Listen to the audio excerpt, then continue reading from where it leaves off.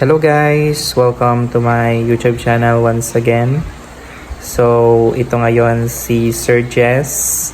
So, meron akong ginawang worksheet sa Filipino 4. And this is all about tekstong biswal. So, yung topic namin is tekstong biswal. So, ginawan ko siya ng worksheet para sa mga learners. Alright? So, ipapakita ko sa inyo yung ginawa kong worksheet, which is self-owned na ako talaga yung gumawa ng worksheet na ito.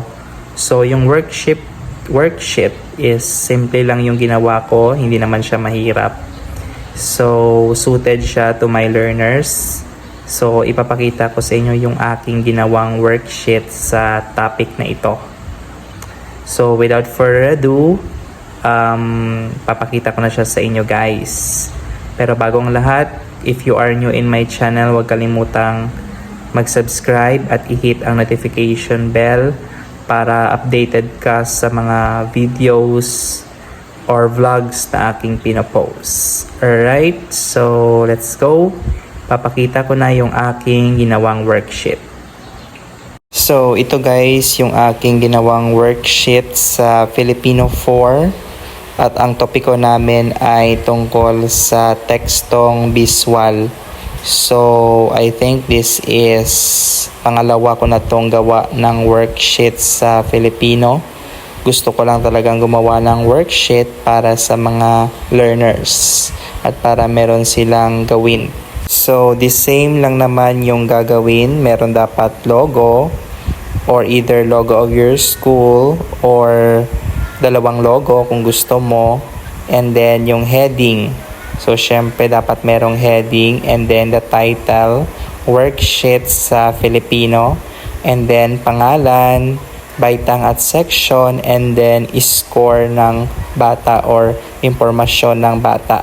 Then don't forget to put the instruction o panuto kung ano yung gagawin ng bata. So, nilagay ko dyan yung gumawa ng tekstong biswal na napapaloob ang mga elemento. So, ang mga elemento, ito yung imahe, kulay, hugis, teksto, layunin at nilalaman. At ginawan ko na rin siya ng rubrics para meron akong basihan kung paano sila lagyan ng score.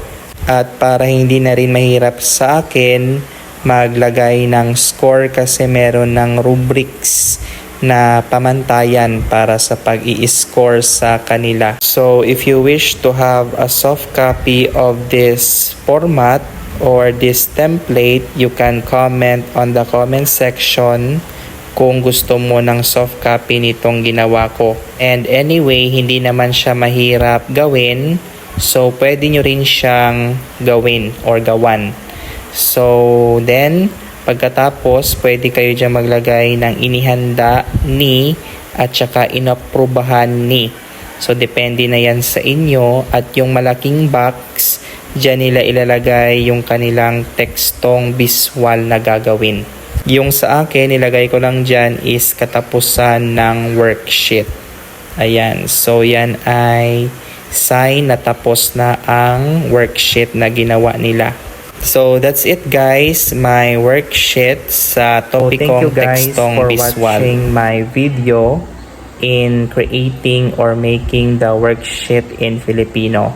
So, I remind again, if you want the template or the soft copy of the worksheet that I've done, you can comment on the comment section para mapasahan kita.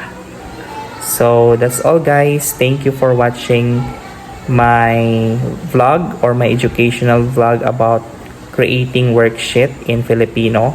So, meron pa akong mga worksheets na gagawin. So, I'll just update here on my channel. So, thank you guys, and that's all. Bye-bye.